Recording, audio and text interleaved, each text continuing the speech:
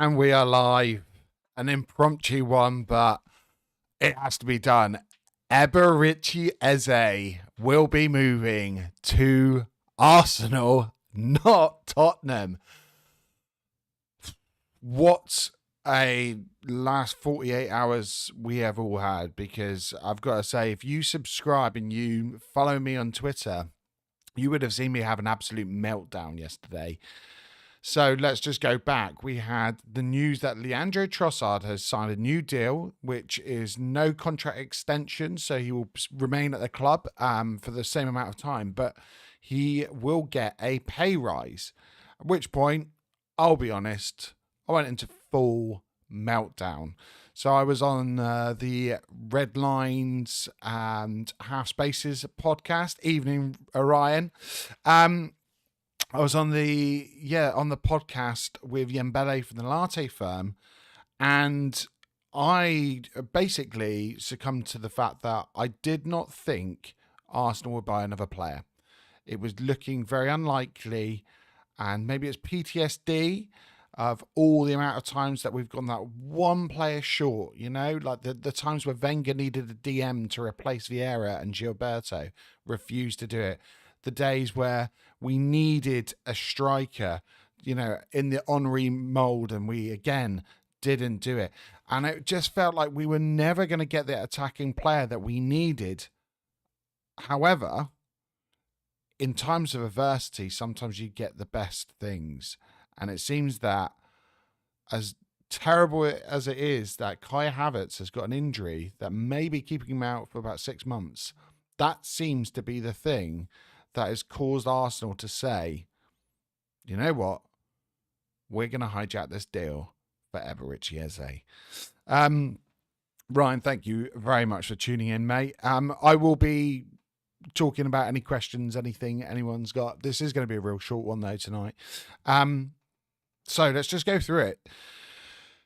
Ornstein drops a bomb and says, Arsenal make a move for Eze. 27-year-old wants them. Tottenham lined up deal with Crystal Palace today and the player, but after Havertz's injury, Arsenal now closing in on the England international. If he proceeds with the choice, Tottenham will have to produce and pursue other targets. And that's from The Athletic and David Ornstein. Mate, it is the best hijack in years.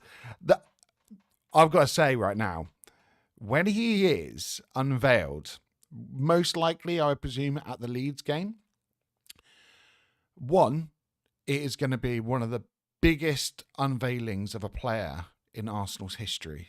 Like, the culture around this signing is unbelievable. A player that was formerly at Hell End, his whole family are Arsenal supporters, and then suddenly he's leaving a Tottenham deal to come to us. It's going to be absolute scenes.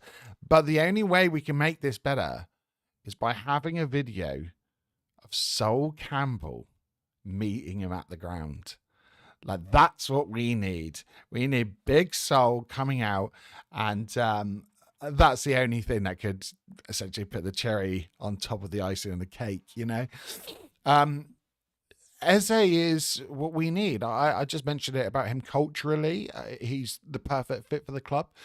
He's also a player that he gives us so many things in his profile that we saw against Manchester United we are just really lacking. So that intent to get forward quickly. He's playing for Palace. I mean, do you know what? I'm fine with that as long as he doesn't get injured, obviously. But I think the fair play, he gets to say goodbye to the fans in the right manner. Really interesting watching Mark Gahey and the way he was behaving with Glasner. And then you've got someone like Eze, who obviously is going about things in the right manner. So fair play. If he does that, great, good for him. I really must admit, it's nice to see players with an affinity to a club. I think that only speaks volumes for us and signing him, really. But no, I think Eze gives us lots in transition. He's a real good player at being able to carry the ball over distance and quickly. He makes good decisions. He releases the ball at the right time. He releases the ball in the right direction. He quite often likes using the outside of his foot as well and going on a crossfield ball. I can see Saka being released by him, which is something that probably people aren't realizing. His shot creating actions, I think he's 96th or 98th percentile. So, he's right near the top for shot creating actions from his shots. And this is something that goes under the radar. He's a player that is going to be taking a lot of shots. I'm sure everyone realizes about that. But quite often the ball is spilt, which creates, mayhem. And a player like Gyökeres is going to thrive on that. We've also now got ourselves a player from dead ball situations that is going to be able to, rival anyone in the Premier League for his free kicks. I'm buzzing.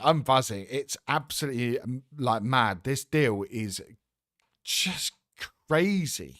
My head's all over the place. I'm trying to think the financial benefits of the deal as well. So the deal looks like it's going to be around £60 million underneath the original 68 million release clause. So again, that's really, really good. You think about the amount that we've had to spend on someone like Declan Rice and fork out. In the grand scheme of things, I think 60